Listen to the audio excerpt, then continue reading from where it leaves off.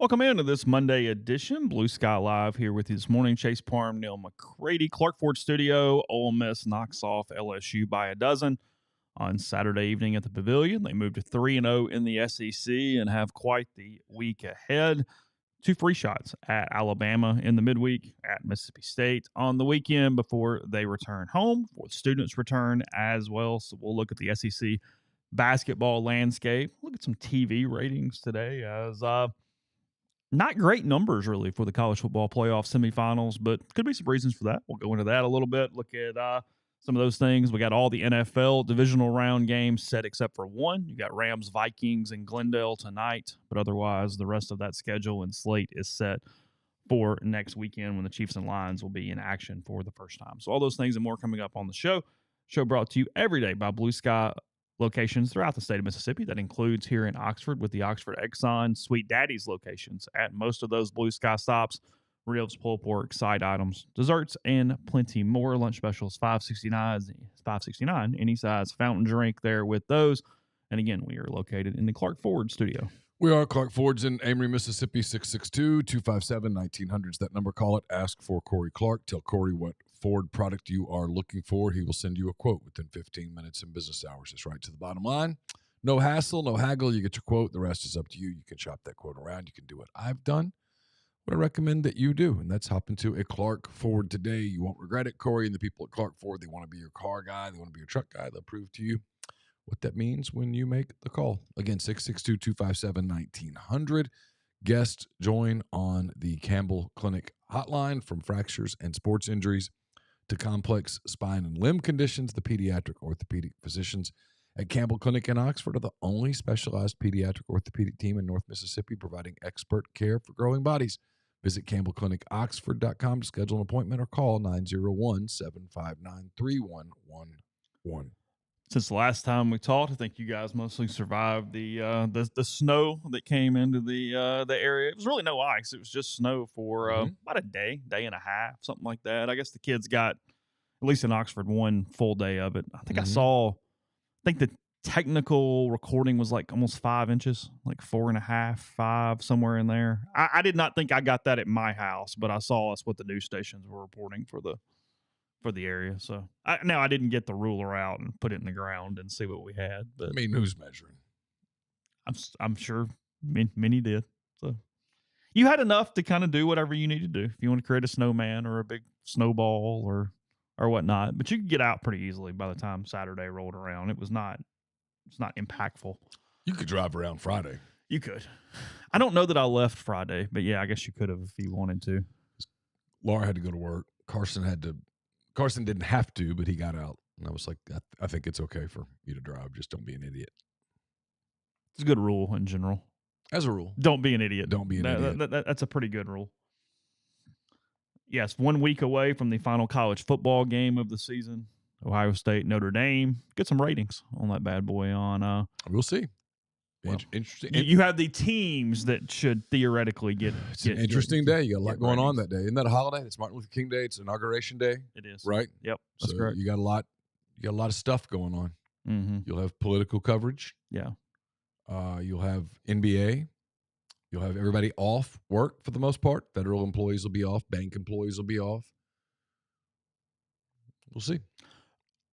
The thing is, I guess let me rephrase. If you're going to have a day where you get some ratings, it's probably the two of the teams that will get you the biggest ones because you have two national fan bases.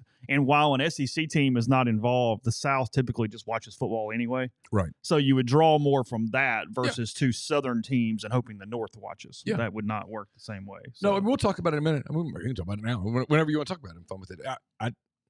I think it's the semifinal, that first Thursday night rating came out, and I think you can read too much into it, and I think you can stick your head in the sand. Yeah, I'm with you there. I mean, it's something. It's worth noting when you fall off that much. Now, it doesn't mean that the sport's dead. It just means that you should probably pay attention to that. And it's just one time, but that was a game with two big names.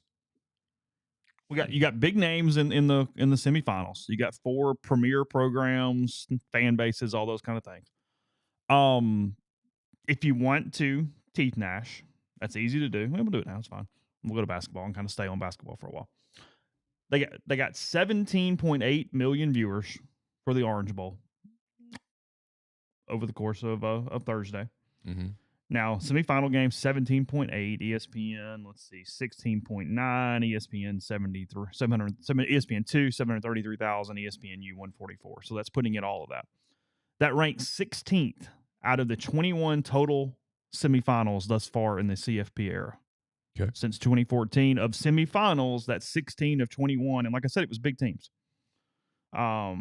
Now, it was the second highest Orange Bowl, but I think that is simply a stupid stat because no one gives a crap what bowl it is that they're going to watch. It is team and date oriented completely. Yes. No one ever went, well, I was going to watch that, but it's the Fiesta Bowl, so I'm not going. We don't even know or care. Right. That has no impact. However, if you want to, and again, if you want to teeth gnash, people were snowed in the South. Mm-hmm. You had weather. They were home. Mm-hmm. Nobody doing much. So you're there, TV's on. There was not a lot of competition inside the date for your viewing pleasure at that point. And I think that number, they expected higher, especially with those teams. Now, on the other side of it, like you said, we're in a completely new era, so it's hard to compare to anything prior to a 12-team playoff. And it's a week later. And that is a key stat here, is we are rating it against games that typically would have happened on January the 1st. And that is significant. That more people would probably be watching around the new year than they would now. So if you want to act like it's not much, that would be your argument. I think it's somewhere in the middle. I do think it's relevant. Now, why is it relevant? I have absolutely no freaking idea because, frankly, college football viewership numbers across the board have been through the roof this season. Yeah. So why would a playoff game be lower than estimated when everything else has been higher? Well, I don't know. I do think people are seasonal. I think we're creatures of habit. We're not used to college football bowl games being played on January the, forgive me, 9th and 10th. 9th and 10th. Typically, there's no game played on the 9th. They've played a championship game around the 10th, but that's been on a Monday night. We haven't watched college football playoff games on a Thursday night a week after New Year's. We haven't. I think it's one of the reasons that when the football is king, people will try to tell you that the ratings for the XFL and stuff are good in April. They're not. No one's watching. No, it doesn't matter. But my point is people don't watch football in April. They watch other things in April. You watch football in the fall. And we're used to watching football sort of conclude on New Year's Day. And then we have one game on a Monday night as the championship. Mm-hmm. So it's an outlier for now. You wait and you watch and you see. I think it is probably, depending on what the Friday night rating comes in as, I think it's likely that if you're sitting in the proverbial meeting room, you say, well, we ought to think about maybe moving the first round up a little bit. Maybe we ought to get it to where the semifinals are on the first. Mm-hmm. That kind of thing. I don't know. Or maybe you go, hey, just give people some time. It's going to be fine. Because I do think the plan, very clearly from talking to multiple people, is to expand from 12 to either 14 or 16, which means you're adding more games. And if you're adding more games, do you add them at the front end or do you just go, hey, people will get used to this. It's just going to take a minute. I don't know. I'm not paid to make that decision, so I don't. In 17 is still a good number. It's not like it fell off the cliff. 17 is a hell of a number. No, it's a good number. It's fine. That's what I'm saying. I'm not. The people that go, this is nothing. Well, it's something. The people that go, this is the end of the world. No, it's not. It's somewhere in the middle. It's worth noting. It's worth putting a pin there to remember to go look at it. Maybe the Friday night number comes in and it's 27 and everybody goes, it was just a weird Thursday night. Because not everybody was iced in, and people have stuff on Thursday night. Mm-hmm. You know, I mean, Carson had a soccer game on Thursday night. He probably wasn't the only 18-year-old, 17-year-old kid playing high school sports on Thursday night. There were high school basketball games probably all over the place. Little Jenny probably had some dance practice. I mean, there was stuff for people to act like the whole world is just frozen in and they're locked in on their television. It's not that. That's stupid. You know, so it's worth noting. That's it. And I'll kind of defend college football and the NFL a little bit. I saw the message board, I saw Twitter, and I get it's Twitter, whatever. But going, hey, some of these games are blowouts. Well, yeah, when you have more teams, you have more blowouts. That is just simply what happens when you increase games. On an old NFL schedule, the Bills wouldn't have played yesterday. Hence, they wouldn't have blown out the Broncos yesterday because they would have been off. Yeah. And you would have seen them the first time against a much better team next weekend. So when you have these first round games and you have more teams in the playoffs, you have more ability for blowouts. And I didn't watch a lot of that game, but I hardly watched any of it. I was busy. I had a weekend that did not go as planned. I had stuff going on. Laura had to leave. So I was doing a lot of things management-wise that normally I don't have to do or don't do on a weekend. Mm-hmm. But I turned that on. It was late second quarter. I was trying to clean the floors in our house, and I turned the game on, and it was close. It wasn't a blowout until... No, the Broncos had a kick to tie it right at the half. I mean, Allen made that play on 4th and 1. That was an incredible catch. If he doesn't make that play, it's a turnover on downs. It's a different game. Some of the hot takes from people just... We got a lot of time on our hands. People are angry. Like, people are really worked up. We always have blowouts on the wildcard weekend. Wildcard weekend is not the best weekend in sports. It's always got some mismatches. And I didn't watch it all, but some of the games were close, right? I didn't watch much of it at all. I mean, I did not watch last night was the one game of the weekend that was incredibly compelling. Yeah. Bucks Commanders was really, really good last night. I mean, I forgot it was on. Yeah, and I think tonight's a good game. But, like, I turned it on briefly. I mean, Baltimore was beating Pittsburgh from the jump. I mean, the Eagles-Packers game... It was close. The Packers cut it to 6 going into the fourth quarter. I was cooking dinner, and I turned on Thunder Wizards in the kitchen, and I forgot that game was on. Yeah. But I looked up, and I saw the score, and it was fairly close. The Eagles won. You expected the Eagles to win. Yeah, I think the Packers cut it... I think they cut it to 6 going into the fourth or right there around there. Now, the Eagles did some stuff to let them in, whatever. I mean, it counts. Yeah. Sure. And then, last night was really compelling. Not talking today. I mean, Jaden Daniels' special leads the drive to end it last night. You get a game-winning field goal that bounces off the upright and bounces in. Oh, wow. Kicker very nervous. Very, very, very nervous. You could see him panicking on the sideline and then walking on the field as that was going on. Yeah, Mayfield had a really bad fumble late, and then Daniels got it back. It was tied at 20, and they drove down and made the kick, 23-20, Commanders over the Buccaneers. Actual people with feelings and emotions, and they're not robots. Yeah, CBS will get one monster of a number for Ravens-Bills next weekend. Yeah. That'll be a number. I would think so. I think you get numbers all the way around. I mean, I've got that up real quick. We're going to do that. And like I said, we'll just kind of stay with football for a minute. Your matchups for next weekend. Go ahead and get to that because we have times and we have dates and early lines on 3 of the 4 games. Again, remember tonight you got Rams, Vikings. They're playing that game in Glendale because of the fires, but that is your final wildcard weekend game tonight for that. Ole Miss had 10 alumni playing in games this weekend. I've got a little thing up at rebelgrove.com. You can read on how all 10 of them have done because they don't have anybody in tonight's game. So everyone has concluded from an Ole Miss standpoint on their playoff weekend. Houston, who is coming off a kind of a trouncing of the Chargers over the weekend. They beat up LA pretty good. Houston is at Kansas City at 3:30 on Saturday. Okay. Kansas City getting their first run at it. Kansas City favored by 8 in this game at Arrowhead against the Texans. Your night game that night, you have Washington, the upstart Commanders at Detroit to face Jared Goff and the Lions. Okay. 7 o'clock on Fox is that game. Detroit favored by 8 as well. So 2 8-point lines there in that one. Okay. We don't know who's playing yet, but the winner of tonight's game will be at Philadelphia to lead off Sunday at 2 o'clock.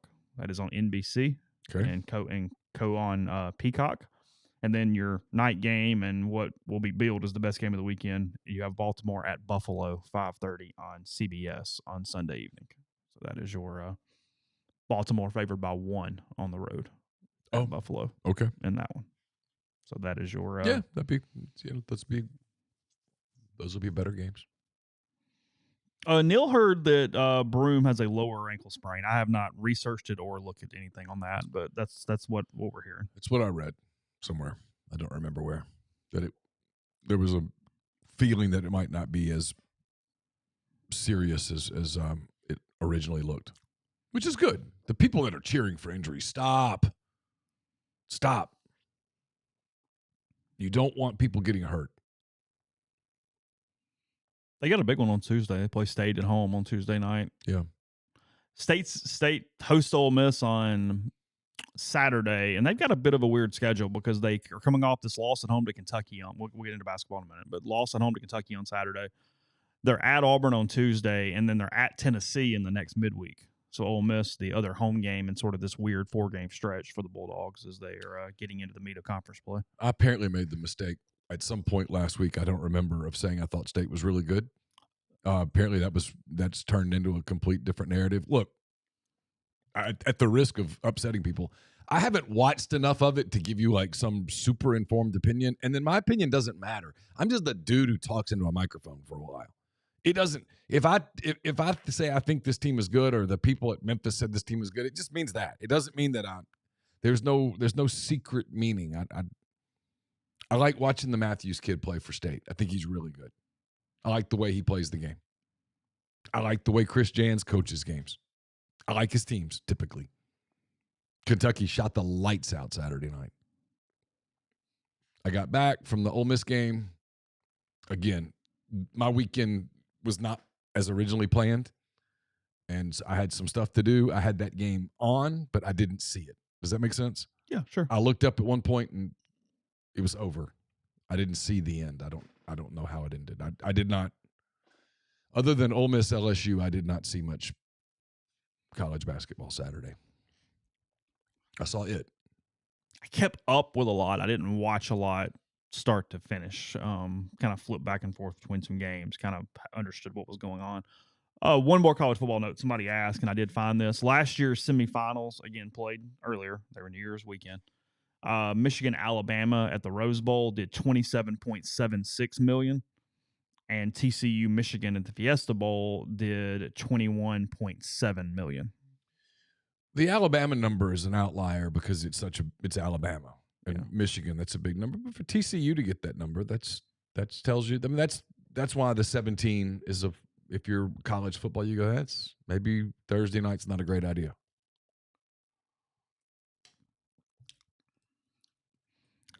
Yeah, we don't have major college football on Thursday night typically. And it takes a little while for people to adjust and do some different things. I mean, it just does. It's the way it works. Ole Miss, Mississippi State's at 5 on Saturday, by the way. For some reason, I thought it was at 8 o'clock, but it's at 5 o'clock. Okay. If it is a low ankle sprain on Broom, I would assume he is back for the Ole Miss game on February 1st.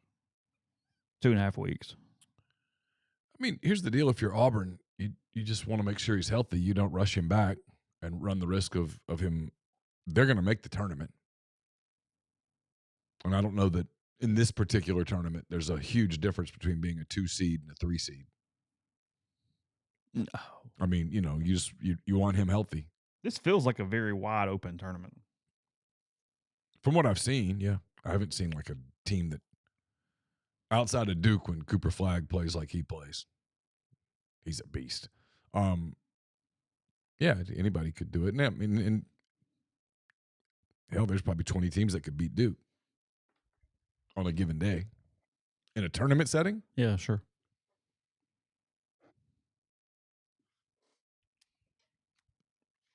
It's the Texas A&M game that's at 8 o'clock. God, that sucks. There's 4 8 o'clock games the rest of the way. I think 3 are at home. Yeah, Texas at home. I think Tennessee's at 8. I'm looking now that we're here. Yeah. Auburn's a 1 o'clock game. I appreciate that. Kentucky's a 6 o'clock game. It's fine. Mississippi State's a 5 o'clock game. It's fine. Oklahoma's a 1 o'clock game. Tennessee's an 8 o'clock game. Last home game of the year. Yeah. 8 o'clock. Shoo. That's leaving the pavilion about 11:45. Getting home, wired, go to sleep at 2, Are you as wired on basketball? You're As just football? up. You've been up. You've been Yeah. working. You come home. It's not like you come home and just lay down. No. Then that alarm goes off at 5:45. That's a pay for it. Because night baseball, and again, it's different because you could go 4 hours, you could go whatever. I mean, it is what it is. Yeah, typically 10:45 is when I'm walking out most, either Fridays or midweeks. It's about 10:45, something like that. Because games 6:30, 9:30, 9:45, interviews. I mean, you're typically trying to ride ahead a little bit. Something like that. 10:30, 10:45 there on that one. I got done pretty quickly Saturday. I had the whole shell built by the time it ended. Insert some numbers, insert some quotes. You're definitely for Notre Dame next week, right? I don't. Yeah, I mean, I'm probably for Marcus Freeman as much as I am anybody, but I don't have the. I can't go for Ohio State. Like, Yeah, I don't can't. harbor the Ohio State animosity that other people have. I don't. That. Frankly, I would be happy for Davison if he won a title. You know, I don't have the anti Ohio State thing. It's going to take Sarkisian a little while. I'll be honest. That's a game that I'll watch it because I'll sort of feel like I have to, but I'm not super locked into that. Like I'm not sure that I would be easy. Let's put it this way. On the distraction level, how easily could I be distracted? Fast. Got a question to that. Because that's a political thing. I'm very into politics.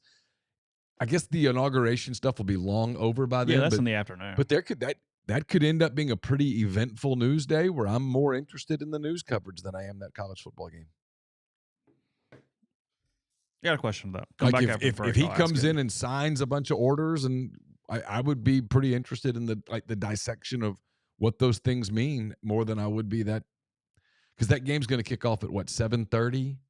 Yeah, 7 to 7:30. I don't know exactly. You know, it's probably not a game that I'm locked into down for sure.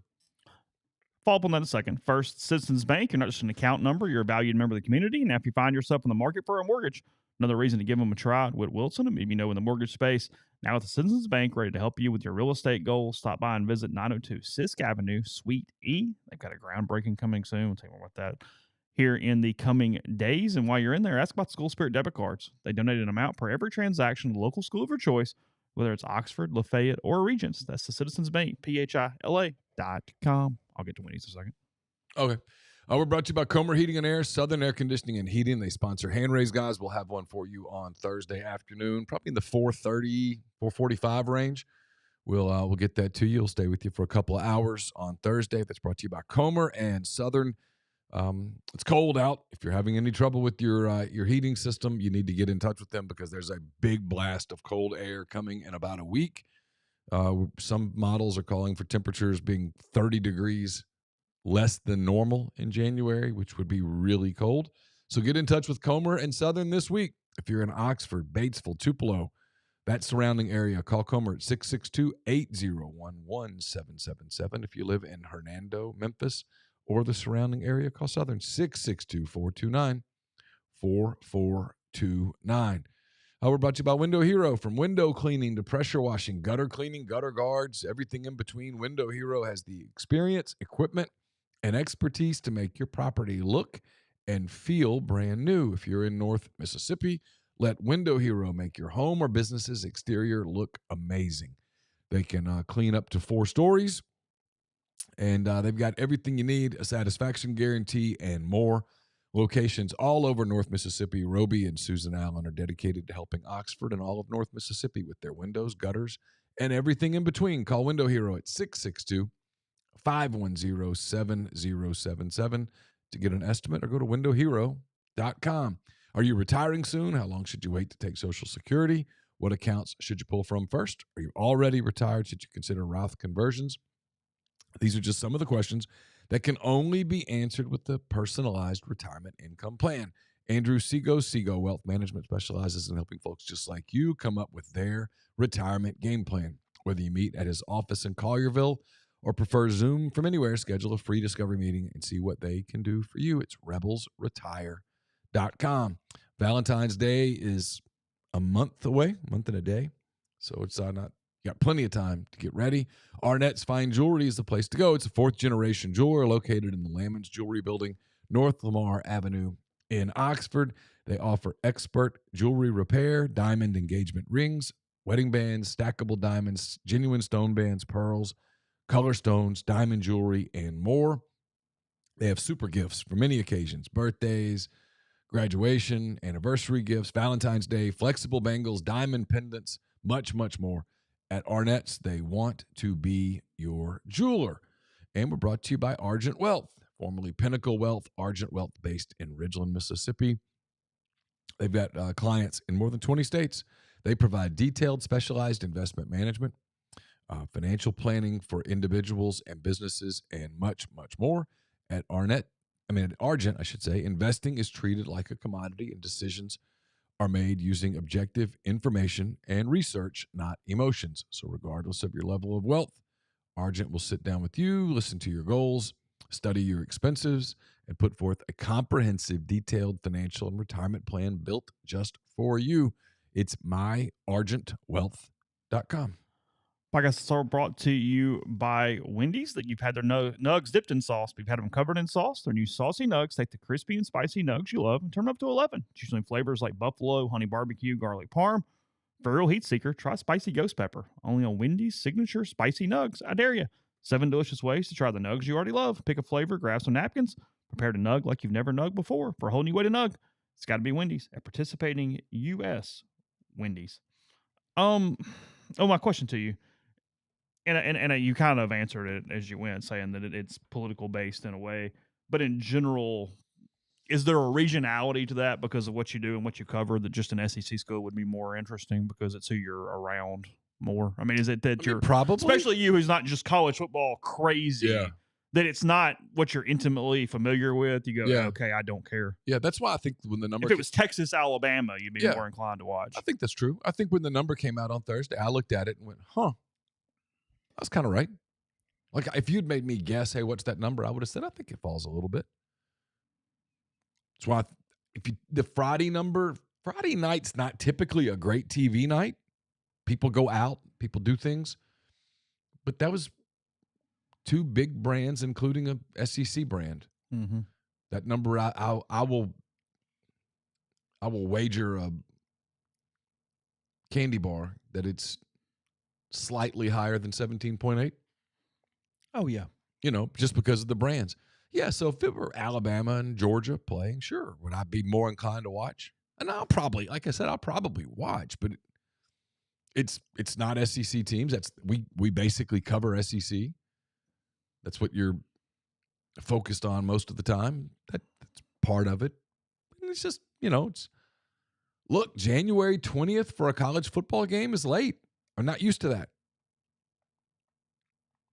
I mean, it doesn't feel, it feels late. It might not feel late 5 years from now, but it feels late today. I don't think that's abnormal. I probably represent a lot of people on that. Thanks for the super chat there. TJ says, since the Titans have the number 1 pick, who would you guys pick? I'm a Titans fan, and personally, I want either Abdul Carter or an OT. I mean, I find if there's any value anywhere to trade, I want out of that number 1 pick to take another body who can help me win an NFL football game. Yeah. I don't believe in either quarterback. I would not want to pay them the necessary things to pay them at that point. I mean, we talked about this the other day. I would rather trade down, still find a way to grab a tackle or Abdul Carter if I could do that at 3 or 4 or 5 or whatever that would be, and then try to find maybe a possibility at quarterback somewhere else, or just punt it for a year and see what you get in a year, because you're going to suck next year either way. So go ahead and suck. Yeah. But if I'm forced to take it, I take Shador over Cam. I don't take a quarterback. That's what I mean. I'm saying if I had to take a quarterback in my spot. Yeah. I just don't like Cam Ward. I mean, I just don't. I don't even think it's a hot take when I say this. If you told me that the best quarterback in this draft is Jackson Dart, I'm not even a little surprised. I mean, I'm not saying he will be. We'll see. I can draw. But you're us- saying when somebody gave you some Vegas odds and you can get him at plus 1,200, you'll take the number. Yeah, if the football gods dropped in here and said, hey, 5 years from now, the one of these three that's starting for an NFL team is Jackson Dart, I don't go, holy. I just go, oh, okay, cool. Thanks for the information, football gods. I'm not surprised. Reiterate, I'm not predicting that.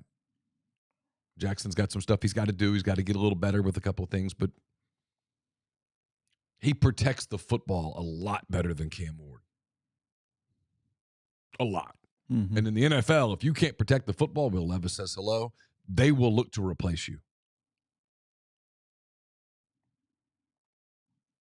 If I will officially ask who's the best SEC football team this past year, it's a hell of a question because everyone was flawed. Define best. I mean, the most. I tend to agree with Mike Griffith here. The on a given day most dangerous, Ole Miss. Yeah. The best over the course of an entire season. Which Georgia, if Beck's not hurt. I mean, they lost their freaking starting quarterback. It's probably Georgia. Yeah. And because the national media was so excited to bury the SEC, nobody even talked about them losing their quarterback. Yeah. Yeah. No, I mean, it's probably Georgia. And I get Stockton played fine. I get it. No, but it was Georgia. They probably win that game if Beck plays. Yeah, I think so. So the best team, the team that answered the bell the most frequently with the most consistency was probably Georgia. The most talented team, probably Ole Miss. Mm-hmm. Yeah, every team finished with 3 losses. Yeah, who's the best program today? Today? Texas? I think so. Most consistent, most talented. Certainly the most flush with cash.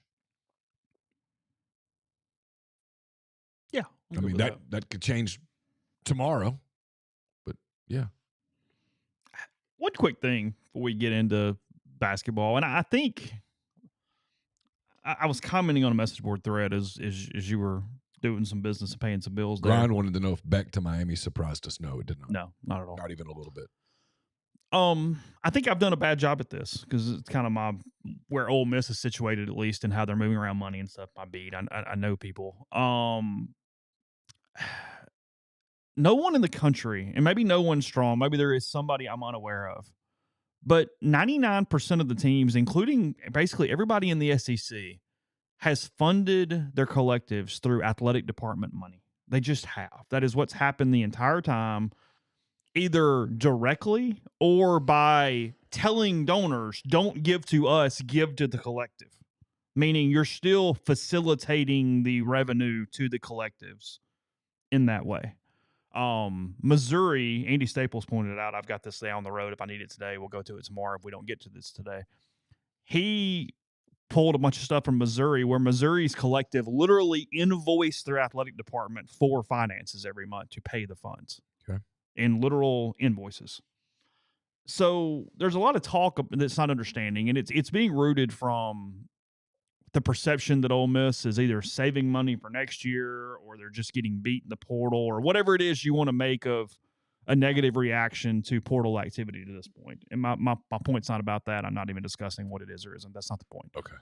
Yeah, don't go sideways. Let's stay on point. I was going to go curl up in a ball in the corner over there. No, let's just stay off that. That's not the point. It is not because Ole Miss has suddenly a worse financial situation than other people or a worse financial situation than they're anticipating or anything else. Schools are not going to suddenly, when August comes, have $20 million sitting over here in their athletic department they've been waiting to spend and then have the $20 million their collective has in addition to that. That's not how it works at any school in the country. So if you think that and you're frustrated, it's my fault. I did not explain that well. No, I apologize. We've explained it. It is not how it works. It's too the hardcore. That's too emotional, and I'm not criticizing. They just don't. They're not going to read the book. It's too much there, and they just want the best players. All of them. That's why the fight ends up in the message board. Well, how much are you giving? How much did you give? What have you done? It turns into a snow measuring contest. So, point being, it's not different than anyone else. It's not different than it's what every school is doing. Every school now is going to say, "Hey, instead of giving to the collective, start giving to us again." For the most part, not all, but for the most part, it can be tax deductible over here, and then that's how we help pay the 20.5 and how all that stuff works. So sure, will there be some collective money on top of the revenue? Yes. But it will be a very small percentage relative to what the collectives are currently pushing now. And that's at Texas. That's everywhere. That's not an Ole Miss problem. I mean, there's some SEC schools like Mississippi State that they're just trying to get to the damn 20. Yeah. The extra is not even in the conversation right now. It's why State's been publicly coming out and going, please go ahead and start giving to the department now because we have to find a way to find this $20.5 million. Yeah. They've been honest about it, and that's what they're running, and that's what they're doing. It's one of the reasons that the portal looks different this year because, A, it is just a couple of things. One is a lot of the programs around the country anticipating this, however much it's going to be for football, I'll call it $16 million, used that money or the promise of that money to retain their better players. That's why there's not as many good players in the portal. More schools kept their guys because multiple schools like Wake Forest, Duke, those schools went from having NILs of like $1 million to 16 to NILs of $16 million. Well, do the math. Ole Miss is going from an NIL of, I don't know, 15 to an NIL of probably 19 or 20. It's not as big of a jump. And you're not, ask any of these people. You can ask Walker Jones. You can ask anybody you want. They don't believe that it's sustainable to go, okay, here's what we're going to do. We're going to have this full rev share of $21 million, which, by the way, is going to get sued to death. We're going to have this full rev share of $21 million, comes out of our athletic department, and then we're going to hit the fans up for an additional 10. I don't think anyone thinks that is long-term viable. Yeah, and I mean, Tyler, I'm not criticizing. He says, not your fault. It's the admin's fault for not finding that $20 million. No one in the country is finding that $20 million. It doesn't exist. Like, you can't just, like, it has to come from somewhere. Because I made the collectives have been fundraising. The foundations have been fundraising for the collectives the entire time. Ole Miss's foundation has less money today in it than it would if it did not basically do the fundraising for the collective. You're all working out of one pot. So you're still working out of one pot. You're just moving where the hell it comes from. And you're making it tax deductible for you guys who want to give. And you get a little more flexibility because the athletic department can use their entire revenue, not just the money that comes from the department. But it's all the same. Like, I answered a question on the board. Somebody goes, well, you should have just cut a bunch of sports to find it. Number one, no. Number two, you don't make enough to do that. I mean, I ran the math the other day. Men's tennis. Because if Ole Miss was going to cut a sport, they would cut one of three.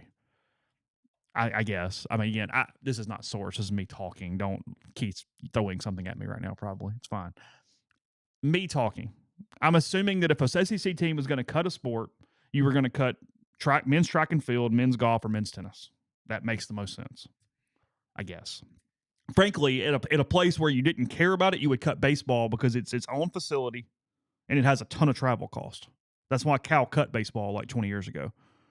Because what happens is, let's say you want to cut tennis. The facility is still being used for the women. So you save no facility costs whatsoever. It still is being operated completely. Per my math, looking at the reports, you save $750,000 to cut men's tennis. Okay. That is not worth it. So you're saying Ole Miss should cut baseball and build a dorm? I am, yeah. Okay. Well, no, because baseball pays for itself. At a school where baseball sucked and made no money, yes. Chase, they didn't make the tournament the last 2 years. They still sold out season tickets. Also, the 20, again. So you're saying all that matters is selling tickets. For revenue, yeah, it has a hell of a thing. Okay. When I'm trying to pay revenue share, yeah, 100%. Okay, remember too, this 20 and a half, I feel like we need a graphic.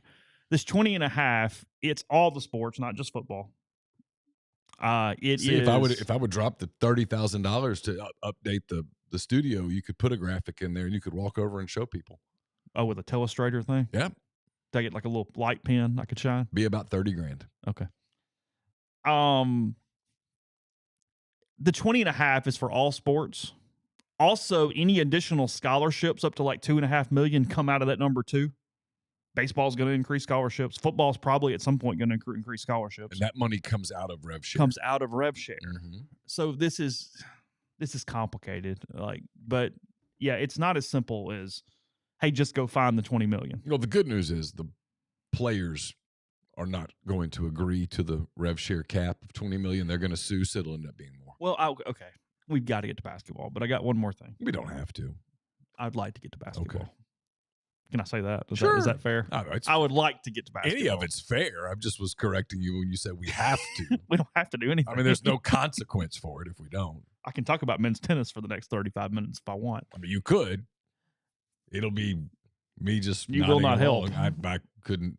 Okay, my point to what you're saying, and this is the perfect time. Again, I was probably saving this for tomorrow, but it's whatever. It's fine. I'm still saving how people are going to spend their money. And this is not important in this one person talking as in this is going to lead to change. But I do think somebody's finally starting to say the quiet part out loud, and somebody who knows even the attorneys involved going, what are you guys doing? Because the players aren't actually at the table. Mm-hmm. And again, I'm not saying the players should get more. I'm saying the players aren't there, so you're just creating future suits in the future. That's all I'm saying. Right. So I'll read the thing here, and then we'll move on. Who's writing this? This is from the D1 Ticker this morning. So it's former National Basketball Players Association Executive Director Michelle Roberts. Okay. So she's the former head of the NBA PA. They hated her. Yeah. Oh, really? Oh, yeah. The NBA hated her? The players eventually hated her, yes. Okay, so she's talking. She is, quote, strongly considering making a formal objection to the House versus NCAA settlement. According to Sportico's Daniel Libet, who notes plaintiff's attorney Jeffrey Kessler is her longtime friend and ally. Specifically, Roberts tells Libet that she has been in recent discussions with another lawyer about signing her name to a filing opposing the settlement. Roberts' general contention is that too much of the deal, including its cap on athlete revenue sharing, should be the product of collective bargaining and not settlement negotiations. Roberts also questions whether the class representatives in the case adequately speak for the interest of the athletes who she argues have the most to gain or lose financially, football and basketball players. She goes on to tell Libet, I am troubled by the breadth of it. There's a cap in that settlement that Stevie Wonder could see should have been bargained for by a union. I'm a litigator. I understand why you resolve something to avoid the risk of litigation, and I can't say that Jeffrey hasn't made a deal that's in the best interest of those students. I just don't like the deal, and I'd like to think I wouldn't have cut that deal. I think the industry for these students is at a crossroads, and my fear is it's being decided with insufficient input from the students. The only reason I haven't been much more critical is that I do know Kessler and haven't been involved in this for months and years that he has. This may be the best he can get, but I still don't like it.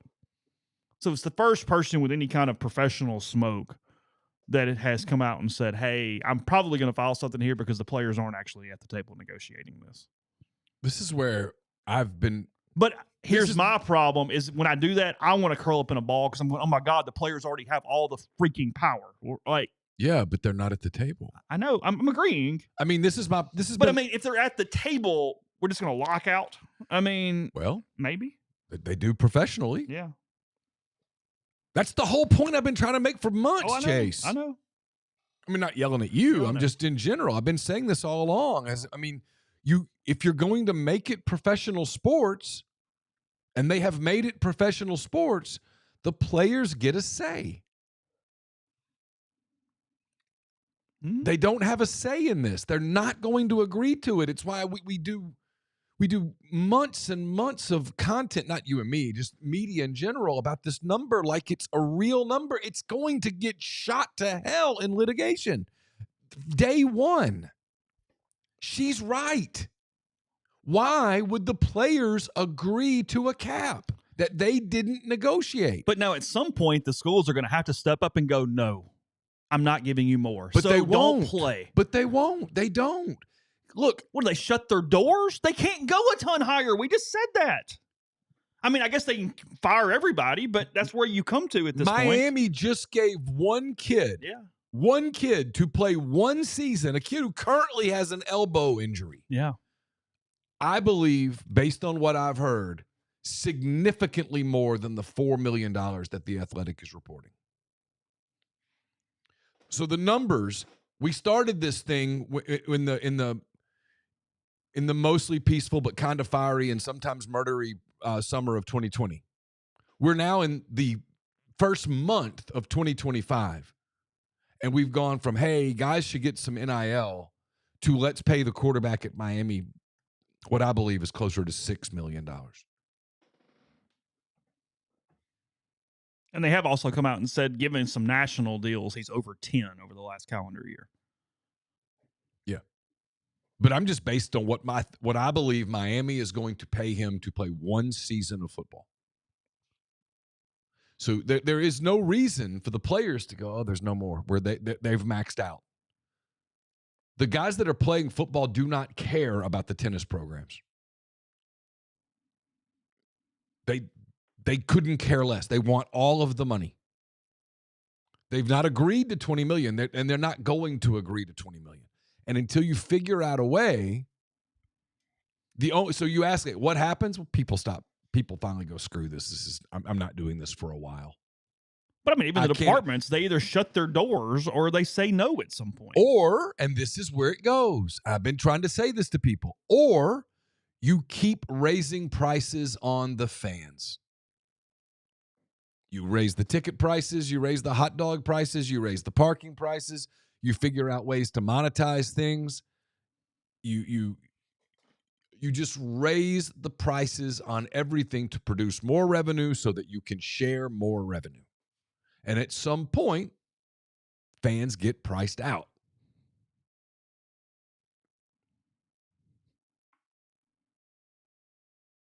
Maybe I'm being Pollyanna. Maybe I'm being idealistic. I get it. I'm having a hard time with ruining the entire system over 1.1% of players involved.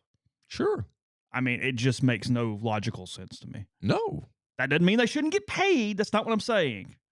I'm saying, but at some point, you're literally letting it break down the freaking house. Welcome to my world, Chase. I know. I mean, it's warm over here. I've been saying this for 2 years now, and everybody gets mad at me. And yes, all the different sports shouldn't be at one table anyway. That's what makes no sense. What's good for tennis and golf is not what's good for baseball and football and basketball. Of course not. But these programs weren't set up for this. Well, none of it was set up for this. Right? Go talk to a CFO at any SEC school. Well, frankly, the athletic department bloat at every school was not set up for this. I mean, there's a ton of bloat. And you can go, hey, just get rid of the bloat, and that's good, but you're immediately firing like 65 people. This wasn't the design. As opposed to if I go to, I won't use the Saints as an example because I don't think they're particularly well organized. But if I go to the front office at the Cincinnati Bengals or the Los Angeles Rams, they're not supporting all these other things. There's a structure.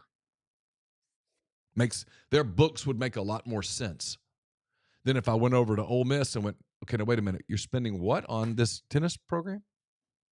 What are you spending? What is this? Now, what is that? Show me the revenues. There are no revenues. So why do you do it? Because we are intercollegiate athletics. Yeah. And it's about students having opportunities outside of academics. They're student athletes. That was the model. But we've gone away from the model. And so you've now made it professional sports, and you're trying to do essentially a collective bargaining agreement where the players don't get a seat at the table. Of course, they're going to sue, and they're going to win. That's why all the house settlement talk to me is just bluster. And maybe I'm wrong. I think it gets approved and it lasts like a year. My personal opinion. I think it gets approved, then it gets sued. And when some kid goes, well, I didn't agree to this cap. They're right. You installed a salary cap. Now, it would have to be a collective group of people. One player couldn't because one player is not affected by the cap. No, it'll be a class action suit, and they'll win. Yeah, it would have to be a group of players under one entity. Sure. Or frankly, one team.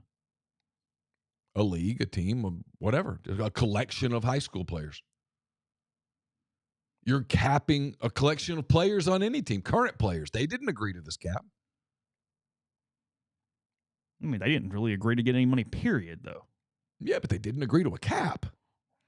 You're capping. But it works both ways. Like, does it? Yes. How? Well, I mean, if schools said, I'm just not paying you, they don't have to. No. I mean, that's my point, is at some point, some school's going to have to go, no. There's no evidence of that. Well, there's not, but there is a point. I mean, literally, the books don't work at some point. That's what I'm saying. Now, maybe not close to there. Maybe not. Maybe they just keep pricing everybody out. The only time it comes to that is when the fans finally go, you know what, I can't do it anymore. I can't pay. I can't give you more. I've maxed out. The approval date is supposed to go into effect is the beginning of August. Yeah, July 1 is when the money supposedly starts. And people are signing 2 different contracts right now because you sign a collective contract through whatever the date is, and then the revenue share contract following that point. But I mean, we like you pointed this out on Twitter the other day. The kid from Opelousas who's going to ULM, who basically says, "I want to be the next Ahmad Hardy." In other words, I want to go to ULM, play a year, show my value, and then go in the portal. And everybody goes, "That's what these schools should do." And I'm like, "You're not even thinking logically. You're not the Birmingham Barons. Nobody grows up going, man, I'm a big Birmingham Barons fan. No, you go to Birmingham Barons games knowing that you're going to see minor league players who are trying to work their way up to the major leagues. This is a completely different deal. But if you are someone, you can't sell to your fan base, buy all the tickets, and we know we're only keeping every one of our players 1 year. No, but if you're a person who grew up in Monroe and you went to ULM and you want to go support the program, you're not going to support the program if it's advertising itself as a minor league affiliate to the SEC. You're just not. You're not going to invest in it anymore. You're going to move on. That's not sustainable.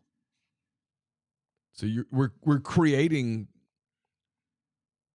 We have created. We are not creating. It's been created. A system where everything's in place for it to be professional, except for the fact that the players aren't unionized. And there's no way to unionize them without making them employees, and that's a completely new set of problems. And I guess that was my point. I think them not being employees, if a school played hardball, would actually be the legal argument. Is you're not an employee and you're not an entity. I don't have to pay you shit. Oh, sure. But now that would take I get it.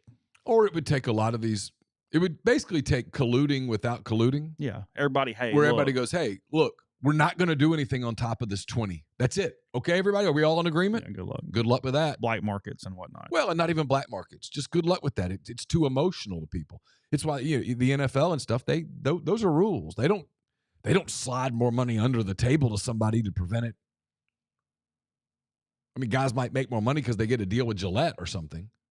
Yeah. Right? But the Packers don't go, hey, we've capped out, but I'll tell you what we'll do. Instead of losing you to the Cleveland, we're going to give you $6 million extra a year, but we're going to do it quietly. Okay, we're going to deliver it in shoe boxes. You don't. No one does that. It's all transparent. It's on the record, and everybody sort of knows the score because you have a collective bargaining agreement. Yes. All right, moving on. Northeast Spark, fastest, most reliable fiber internet option available. Whether you're streaming the Rebels or connecting with family and friends, they offer both residential and business packages with speeds up to 2 gigabits. To learn more, register for service. That's AnySpark.com. AnySpark, get connected, stay local. And to finish that thought, I'll read the ads in a second. To finish that thought, one of the reasons that I think if you're college athletics that you got to be super careful about making them employees and having a collective bargaining agreement. What happens at the end of a collective bargaining agreement when you can't reach terms? Exactly, yeah. You have a lockout or you have a strike. What happens to college sports when you have a strike?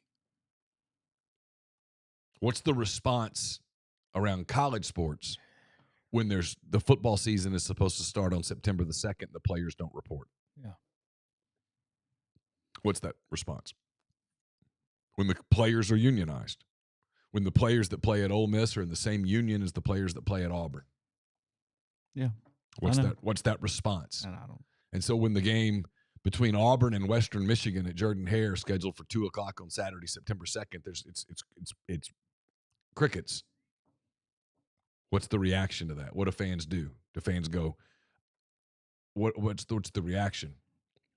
And if the reaction in professional sports is it takes years for those leagues to recover.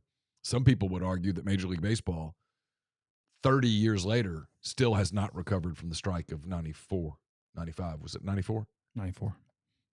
Yeah. There are people who will argue and point to numbers and go, that sport has not, from a fan's perspective, has not recovered in 30 years. Yeah. Took a title away from the Expos. Yeah. Well, literally cost Montreal a franchise. Yeah. I don't know. I'm done. We're brought to you by John Edwards, Regency and Travel Incorporated. I'll go anywhere right now. I don't care. Well, if you want to go somewhere and you want to make it a special trip that creates a lifetime of unique memories, Chase, you need to get in touch with John. Just give him some parameters. Give him a budget. Let him give you some options. And no, you don't have to live in or near Memphis to take advantage of his services. Call John at 901-494-3387 or send him an email, j.edwards@regencytravel.net. Get the beautiful, healthy smile you deserve at Corinth Dental. Dr. Bubba McQueen, Dr. Jenny Beth Hendrick are devoted to restoring and enhancing the natural beauty of your smile using conservative, state-of-the-art procedures that will result in a beautiful, long-lasting smile. From routine checkups to advanced treatment, including implants and Invisalign, Corinth Dental is here to help you achieve your smile goals. Schedule your appointment today. Take the first step toward a better version of yourself. It's corinthdental.com. Are you a displaced corporate executive wanting to put your career in your own hands? Are you an experienced entrepreneur looking to diversify? Andy Ludicky can help. He's a longtime franchise veteran. He owns multiple franchises and businesses. He uses his expertise to help others find their American dream through a very thorough and free consultation process. So call Andy and put your career and your life in your own hands. It's 100% free. You've got nothing to lose. Find your perfect franchise at myperfectfranchise.net, Andy at myperfectfranchise.net, or 404-973-9901.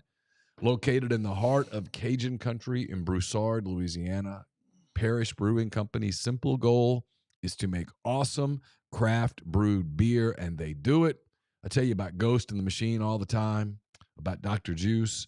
If you like American Pale Ale, I think Envy is absolutely one of the very best you can find. It's terrific. All Parrish products are. So wherever you are looking for your beer, whether it's at a bar or at the grocery store, look for Parrish Brewing Company. You'll be super glad you did. Podcast brought to you by the Men's Clinic. That's there in Madison and Brandon. Their mission's clear. They want to make sure you may remain as healthy and as strong as possible throughout the aging process. They do that by optimizing testosterone, improving sleep, reducing inflammation, treating insulin resistance, healthy gut microbiomes, and more. That's Madison and Brandon in Madison. That's 601-607-7869 or themanthing.com. Make your first appointment. Go see them, and then they can treat you from anywhere. So what they're doing for me. So, again, that is themanthing.com. Oh, all right. Let's see. By the way, Major League Baseball probably headed for another they're in strike/lockout in a year. Their collective bargaining agreement expires in a little over a year, I think. Mm-hmm. And there is a strong sense among people in MLB circles that they are headed for a work stoppage in a sport where I don't know anyone will notice the work stoppage. Yeah. Good luck. Regionally, they will, but that's what it is. I mean, it's a financially viable sport. It's doing great. It's just regional. It's not national anymore. Ole Miss 77, LSU 65, Saturday evening at the Pavilion. Rebels moving to 3-0 in the SEC for the first time since 2019. Mm-hmm. Was the last time they did that. Home wins over Georgia, which is looking better by the day. Yep. Georgia's won 2 home games themselves, beating Kentucky and Oklahoma over the course of the last week. Mike told people that he felt he had a good team, and they the kid for them whose name's escaping me right now, Asa Newell. I posted in 10 Weekend Thoughts a mock draft. I think Newell went 6th in that mock draft. I mean, he's a very talented young player. They beat Oklahoma. They beat Kentucky. Ole Miss has the win over Arkansas as well. So, again, 3-0. They were awful in the first half. Ole Miss had 9 turnovers in the first half. Didn't shoot it particularly well. They were awful on the offensive end. Yeah, good point. Yes. LSU struggled with Ole Miss's defense. LSU shot terribly in the first half because lots of Ole Miss because they're not very good offensively. Mostly because of Ole Miss's defense. I wrote about this. I mean, I think the reason the Ole Miss has now played 3 games where out of the gate offensively, they have been sluggish. Probably fair. I think they would agree with that. Now, they snapped out of it pretty quickly against Arkansas and ended up having a pretty good close to the first half. But if you go back and you look at the first half against Georgia and the first half against LSU, offensively, Ole Miss has been pretty average, mediocre. With they had a stretch in the first half on Saturday against LSU. They had I want to say it was kind of like the second 4-minute grouping where LSU beat them 9-0. Ole Miss couldn't score at all. Turned the ball over, took bad shots, missed bad shots. But they've been able to overcome that so far in league play, I think, because of how good they are defensively. They're really playing well defensively. That you can tell that this is year 2. You can tell that he brought in Adams as his defensive guy. They are taking the middle of the court away. They're running people off the three-point line pretty well. They're forcing teams late into the shot clock where you run out of options because the clock is working against you. And then the other big thing, and I think the concern that they had going into the season, and it certainly appeared to be valid early in the year, was that, God, they're just going to get killed on the glass. And they haven't. Through 3 league games, they're basically even on the glass. The LSU beat them 33-32 by 1 on rebounds. I think they beat Arkansas by 1 or 2, and I think Georgia beat them by 1 or 2 on rebounds, but it's basically been 50-50 on rebounds. And if you tell Chris that, hey, you're going to break even rebounding over the course of the season, I think he would be thrilled, because that's an area where they probably don't have the personnel to go dominate the glass against SEC teams. And so for them to do that, just hang around. What they do have the personnel to do, and they're doing it with regularity, is that they're really good defensively on the wings, running people off, challenging shots, closing out on shots without fouling, and again, making teams uncomfortable offensively in the half court where they're getting late into the shot clock and being forced to take suboptimal shots. And I think that's the reason that they're 3-0 today. That's how they've survived some slow starts. Now, you can't keep slow starting, and Chris talked about that on Saturday night. They've got to get better starts against teams like Alabama and Mississippi State, Texas A&M that are coming up. But the formula for them defensively, I think they're on it. Yeah, offensively, they shot 37% in the first half and shot 60% in the second half. Mm-hmm. They went 37.0 and then 60.7. So almost 61% there in the second half. Just came out of the break. I think they were up 8 or 10 within the first media timeout. They sort of dominated the entire second half. Yeah, they dominated the second half. LSU closed it a little bit at the end, but it was more of a 16, 17-point game. And even early, Ole Miss jumped out to a big lead. LSU goes on a 15-0 run. They lead 15-7, I think, at one point. I think that was LSU's largest lead. Yeah, look, there was a little stretch at the end of the first half where Morrell made the back-to-back threes. Before that, it felt like this thing's going to be an LSU 10-point lead at the half. Yeah, and I don't know why. Even during that, I never thought Ole Miss was losing the basketball game. No, they were clearly the better team. Yeah, I was like, okay. But, yeah, you could get into a bit of a nail-biter, though, and be down 8 at the break, and then, you're 5 with 5. Who knows? And in a league full of good coaches, McMahon's a good coach. I mean, you don't want to play that game. And Morrell was not very good, but he did hit a couple big baskets for the second game in a row to steady them at a time it was badly needed. Yeah. He has played a really good spurt that has been kind of a savior at some point. Malik Dia goes off again, leads the Rebels for the most part offensively. Well, they had 5 guys in double figures, and then Matt had 9. So they had 6 guys score 9 or more points. And that's probably for this team. I mean, we talked about this. Like, if you're picking this team apart, one of the negatives, if you say, okay, give me the negatives. One of the negatives is, well, there's no Batman. A lot of guys who are robbing, but no Batman. Yeah. And sometimes in basketball, you want Batman. Mm-hmm. You want that dude who can just go get buckets. They don't really have that guy. But the positive to that, and I think most coaches would prefer to have Batman, but the positive to that is that they're a weird team to sort of scout because you can say, okay, well, if we take Dia away, for example, they probably have other guys that can go make up those, get hot. I'd like to see what they look like on a game, and I don't know that you can do this in the SEC. He might just be too small. But if you can create an SEC game where Murray gets hot and makes buckets and stretches the floor a little bit. But this is a league where most of the teams have big, physical, athletic guards, and that negates him some. Yeah, but I mean, you're right. On a given day, Dia can obviously give you 20. Padula could give you 18, 20. I mean, Brakefield is going to have a couple games this season where he scores 24 points. Yeah, everyone's critical of Jamin. Jamin played well on Saturday. I think Jamin's played well, with the exception of he went 5 of 8 from the field for 16 points and hit 6 of 7 free throws on Saturday. He did not play well at Memphis, and since then he's played pretty damn well. Look, you don't watch him play. He's not a above the rim, high flying, super athletic guy. That's not his deal, if that's what you're expecting. But in terms of just a guy that gives you quality minutes and gives you contributions and plays the game the right way, I mean, I think he's doing a lot of that.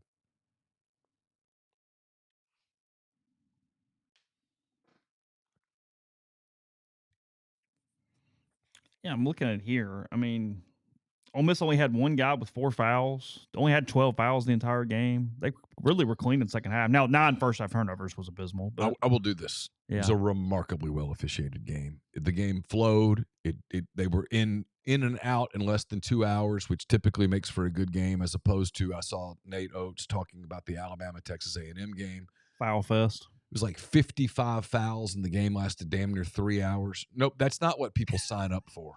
The crew that called the Ole Miss LSU game did a great job.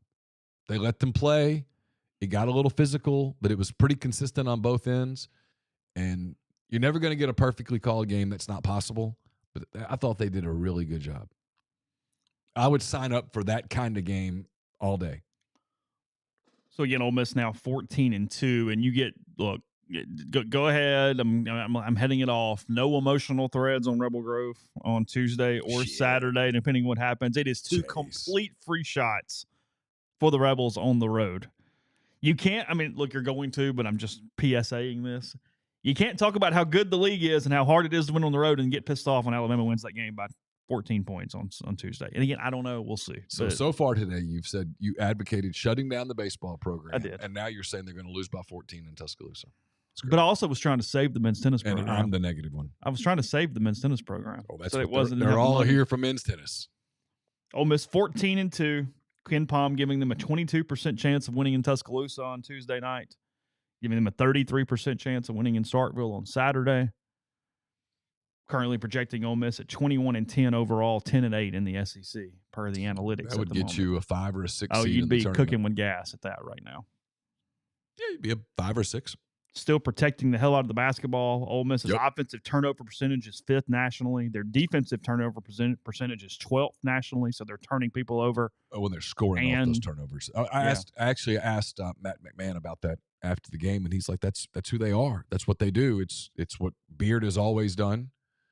It's where LSU lost the game on Saturday. If you're from an LSU perspective, if you're like, where did this one get away? It got away with Ole Miss turning turnovers into points. They turned you over, and not only that, they converted it into points. That's if you're LSU, from their perspective, you're like, what do we have to work on from that game? We've either got to be better protecting the basketball and or better in defensive transition after turnovers.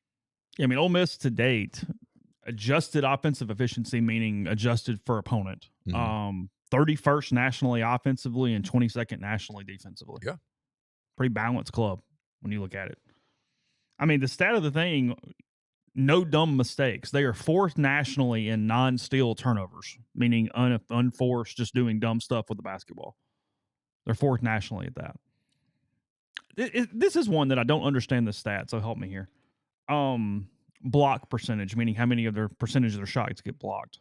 Offensively, they get blocked a lot. They are 309th nationally in that because of their size. But they're 9th nationally in blocks defensively. So a team that doesn't have the size and gets blocked all the time offensively, how are they able to get a ton of blocks defensively? Because you're forcing teams late into that shot clock where guys aren't taking good shots, including shots in the paint aren't particularly good. So you're able to defend and get a hand. Yeah. I mean, so that's really a credit to your overall defensive plan that it is, or execution than anything else. Beard talked about this. One of their concerns going into the game on Saturday was getting shots blocked, and I think LSU only blocked 2. Oh. That was a worry for them. Was that LSU had a couple of really athletic bigs. They didn't play great basketball, but they're athletes now. You wouldn't want to go up against them in a high jump contest. I wouldn't like your chances. Yeah, 88 free throws, Grind says, in the Alabama-Texas A&M game. Insane. 88 free throws. Yeah, it was like 55 fouls. I mean, come the hell on. I'm not sure I have that number exactly right, but I think I'm in the ballpark. That was as bad as the ACC officiating crew that was doing the Texas game the other night. Oh, my God, in football. Oh, good God. Yeah, I wasn't watching. I mean, I'm not making like the whole SEC, but like necessarily speed of the game difference or something, but there's no way that crew was the best there is in the country. Couldn't keep up. It was just, it looked terrible. Look, the game that's going to carry this next little period is this A&M game. It's January 22nd. It's back in Oxford. First game students are back, and the Aggies are good. So you got A&M in town there for that one. Ken Palm giving almost a 55% chance of winning that basketball game. Yeah, couldn't argue that. It's a race to 8, and then when you get to 8, you try to put some gravy on your potatoes at that point. But until you get to 8, just get to 8. Yeah. Because you can go through a run in this conference and get your ass kicked a few times in a row. It's doable. Probably will happen to a lot of teams. Yeah. So, yeah, I think there will be teams. You got 15 left. There will be good teams that have 3-game losing streaks. Yeah. You got 15 left. You need 5 of them. That's what you need. And Ken Palm is giving you at least a 60% chance in 1, 2, 3, only 3 games the rest of the way. And then a lot in the 50s both ways. So a little bit to your way, a little bit the other way. Yeah. And then a couple where they went, hey, you're underdogs. Yeah, I mean, good night and good luck. The games where they are considerable underdogs are at Auburn, at Alabama. At Florida. Yeah. And actually Auburn at home analytically. Ole Miss only has a 27% chance of beating Auburn at home per Ken Palm. Yeah, it'll be tough. Having watched Auburn some, that's... But can you get the game in? Although, South Carolina... Now, look, Colin Murray... Is it Murray Boyles? Is it Boyles? Either way. I can't remember. Sign me up. Big body, athletic as hell. Gave Broom fits before he got hurt. Dominated the first half. Mm-hmm. And that's what I was saying is, can you get either game in Columbia? Can you go in Nashville? Yeah. How many of those do you get at that point? Do you beat Kentucky at home? Do you beat State at home? You got Tennessee at home late in the year, and you don't know what Vault's team you're going to get. Because if they're good offensively, they're as good as anybody in the country and better. And sometimes they go completely dead offensively, and they suck. You can rattle them defensively. Yeah. Florida did it. Watched it. Florida's good. Yeah, at this point, we'll get into kind of the games in the week and whatnot, but they're good. So Florida's good. They're real. I know Kentucky, when Kentucky shoots it really well, Kentucky's really good.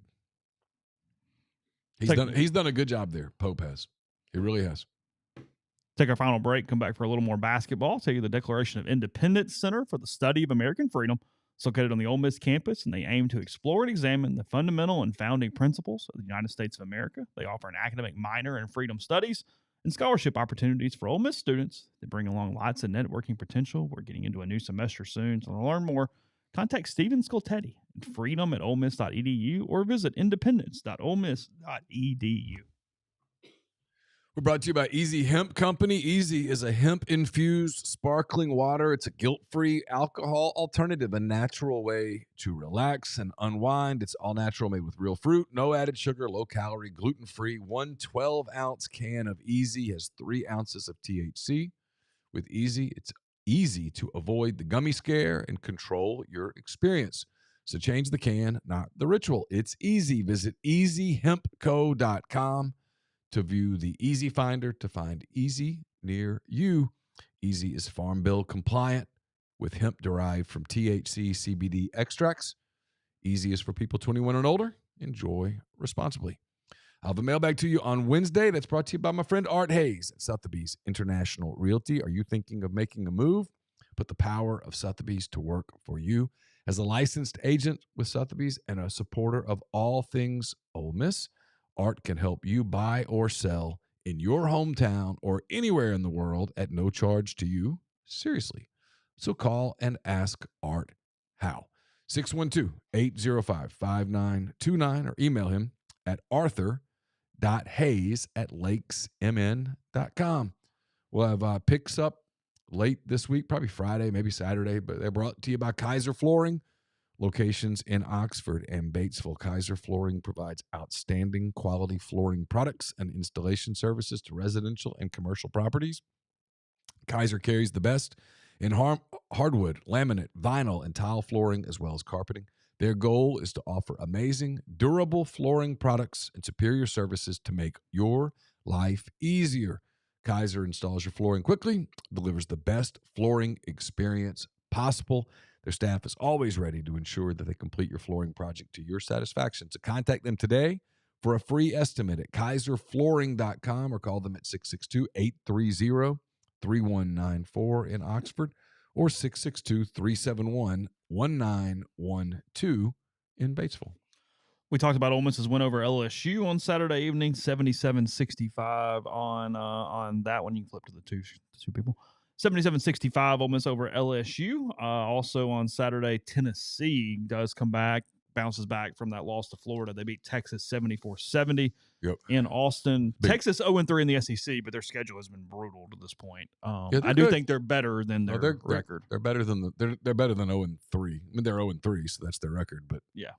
They're better than some of the other 0-3 teams. As we mentioned, Auburn 66-63 over Carolina. Got a little bit of a benefit on a jump ball there on that final possession. You could have easily given Carolina possession and a timeout there for a final shot. But if you're Carolina, you missed both free throws late that would have put you in really good position against Auburn. You can't go to the line in a game like that trying to get an upset and miss both ends of that thing. Well, I'm going to give Auburn a ton of credit here. I had that one on mute. I was on the Peloton. I was getting a ride in, and that game, you could tell, was one of those SEC games that could easily get away and you could easily excuse it. They played an elite first half, Carolina did. They had the crowd into it. And then you lose Janai Broome, and it would be easy to go, this was not our day. And instead, they clawed back, and they made the buckets, and they made the plays when they had to make them, and that's what great teams do. That was a put a pin in it game for like character building for Auburn. It just was. Alabama goes on the road and does win that game against Texas A&M 94-88. Kind of fought off a late surge a little bit from the Aggies, but they do pull it off. Sears goes for 27 and then Payne 23. Wade Taylor out again. Did he play? Oh, Wade Taylor's out. Okay. Is he out for a while? I think they're expecting him back fairly soon. Okay. So he'll be in Oxford probably. 10 days. I would hope so. Yeah. Yeah. I mean, I want to see the best players. Kentucky 95-90 over Mississippi State. Really fun game. That was a good game.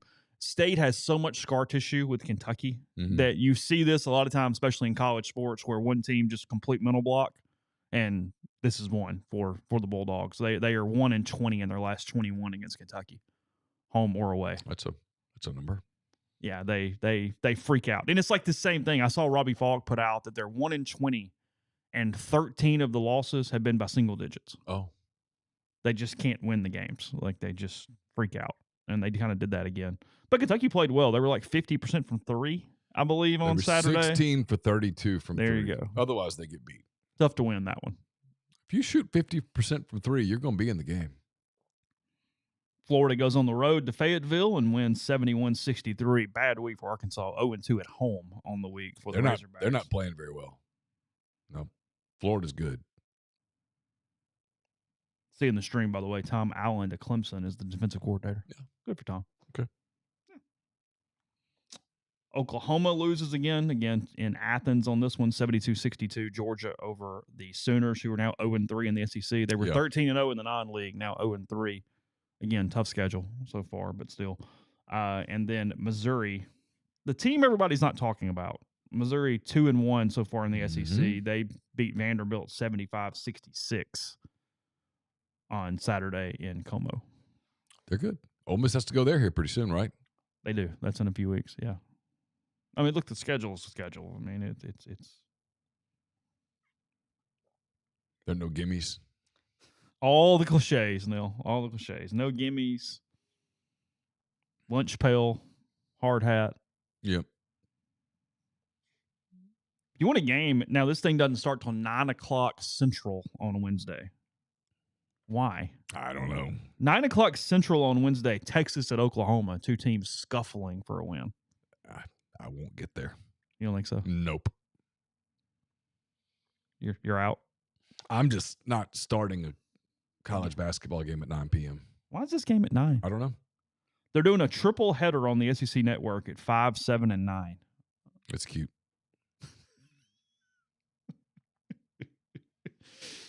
We'll look at lines tomorrow, but your Tuesday games, Ole Miss at Alabama, as we mentioned, Mississippi State's at Auburn, Texas A&M is at Kentucky on Tuesday night, Missouri is at Florida on Tuesday night, and Arkansas is at LSU on Tuesday night. So one of those two teams will get their first victory. Oh, good for them. I think LSU is going to get their first victory. I'd bet on LSU, I think.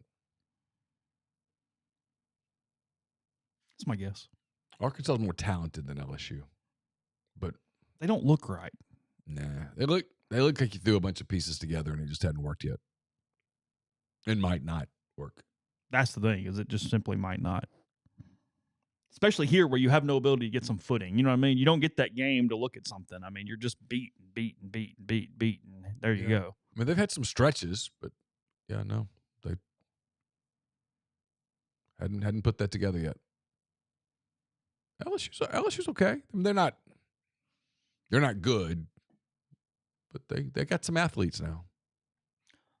As Neal said, that Ole Miss Alabama game on Tuesday, that's at 6 o'clock. That is on ESPNU. Actually, the more I think about it, the more I think I might go. Because if Arkansas LSU, I might get points with Arkansas. I'd probably go with them. Okay. And then tonight, your game to watch, Minnesota and the Rams. Again, that is a 7 o'clock kick tonight in that one. The NFL's been a little shaky on, hey, this is a start time and this is a kick time. Like, if you're going to give me a time on the thing, I'd like for you to kick at that time. Yeah. I'm getting a little annoyed. I feel like all weekend you turned it on and they had like a 33-minute pregame show at that time. It was like, that's not how we do it. Because during regular season, they say 12, and by God, they kick at 12. Yeah. And the Broncos-Bills were good at that yesterday. But that damn Amazon Prime thing the other night, I turned on Ravens-Steelers. Oh, boy. Yeah. It's like a 41-minute pregame deal. Like they did the players coming out and the whole deal. And I never got to that one. The Ole Miss game ended at just before 7. I left the pavilion at like 8. I got back and I had stuff to do, and I just never got turned on. So I was glad that our agenda today was not a heavy NFL agenda because I was not going to be able to go there much. Nope, don't have that. I do think some rev share percentage stuff is interesting tomorrow. Again, Staples pulled that over the weekend. I want to go over that a little bit, and then we'll look at lines, talk a little bit about Alabama basketball and more tomorrow. Plus, if you need more hoops fix, so Brian did a podcast last night with Bracken Ray. That's up on the network right now. So all that and more coming to you, rebelgrove.com in the meantime, and we will talk to you again tomorrow. Take care.